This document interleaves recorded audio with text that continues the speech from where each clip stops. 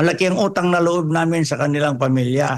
So, hindi kami pwede magpabaya. Kung kailangan nila kami, nandito kami, physically, kasama na mga prayers namin.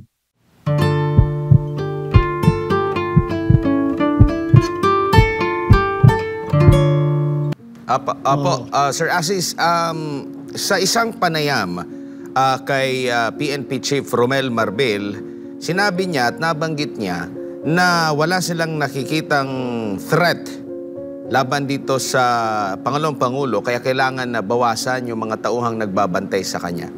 Sa inyo po, bilang bihasa, pagdating po sa usaping seguridad, ang pangalawang Pangulo po ba ay nakikita ninyo, ma-assess nyo ba na walang banta laban sa kanya? Very obvious. Sa tingin ko lang sa lahat ng nakikinig, Assalamualaikum warahmatullahi ta'ala wabarakatuh.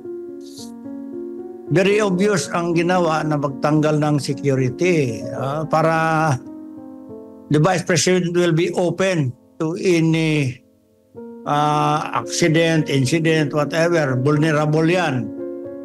So, parang ipamukha sa buong mundo na yan, nag-iisa na lang siya, etc. Parang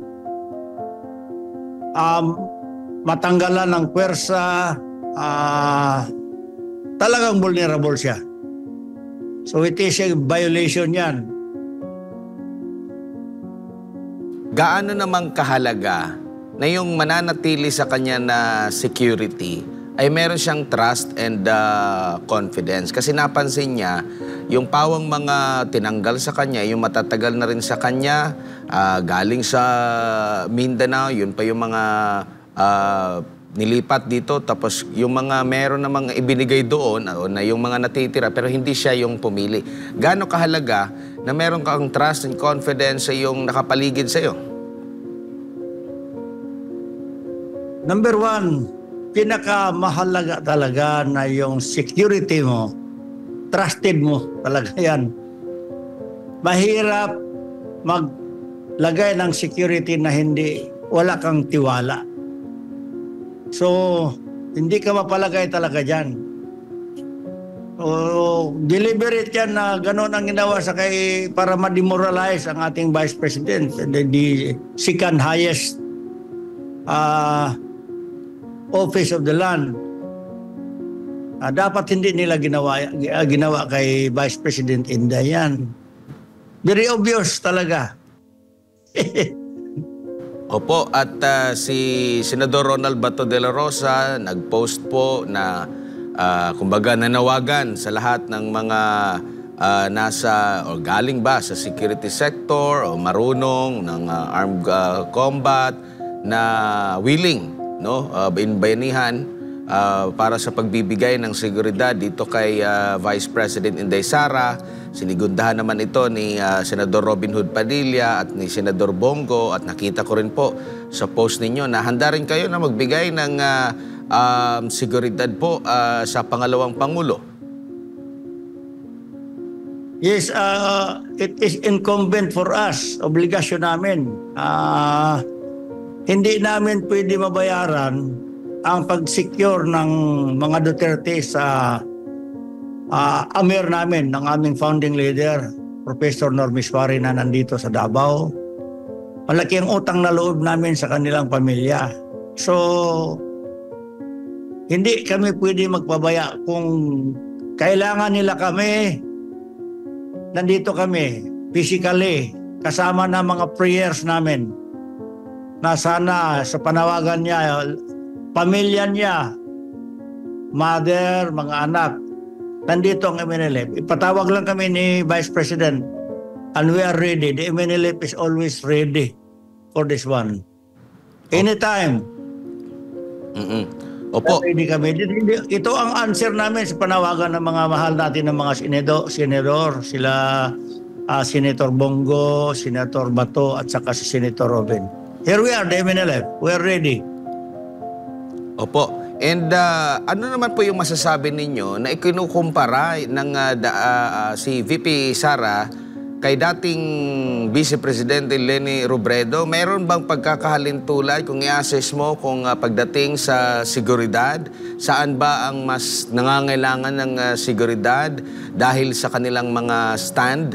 Alam naman natin, vocal si Pangalawang Pangulo Inday Sara Duterte sa paglaban dito sa CPP, NPA, NDF mula pa noong ito ay alkalde at hanggang sa kasalukuyan. Unlike dito naman kay VP Leni, di ko lang alam kung sino po yung talagang meron siyang mga matinding mga pronouncement po. Very dangerous kasi kaya nga nasabi ko vulnerable ang ating mahal na Vice President. Kasi very loud, very vocal ang ating Vice President against sa CPP, NPA, mga kapatid natin dyan sa kabila. Itong NTF-ELCAC na issue, strong ang support ng ating mahal na Vice President. Kaya siguro deliberate na tinanggalan ng security para ayan na, ambusin nyo na yan. So, kasi threat siya, hindi politically, threat talaga siya. As sabi according to the Vice President, obvious naman, wala namang iba, designated survivor yan. Whether we like it or not, she will be the next president. Kung talagang magkaroon ng patas na eleksyon. Kaya parang desperado na. O wala nang security yan. She is open. So, deliberate yan. Pero nandito naman tayo. O kaya, ito, samantalahin ko na ito. Panawagan, calling all Mindanaoans, especially in Davao City, let's all unite for justice and restore confidence sa ating mga kapulisan, sa police force. Let's all unite and kailangan natin suportahan ang ating mahal na Vice Presidente. At sa hanay naman ng mga kapulisan, kung kailangan ninyo ang support namin, we will support na maayos natin ito sa anumang bagay. Siguro I will rather recommend, marami namang pwedeng maging chief PNP dyan na may alam ng batas, na may background ng law.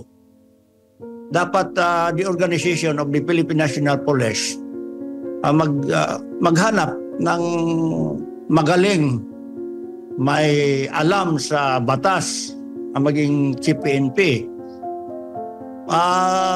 Si General Marbel, nawala na yung kuwan niya eh. Nawala na yung trust ng taong bayan sa kanya sa nangyari ngayon.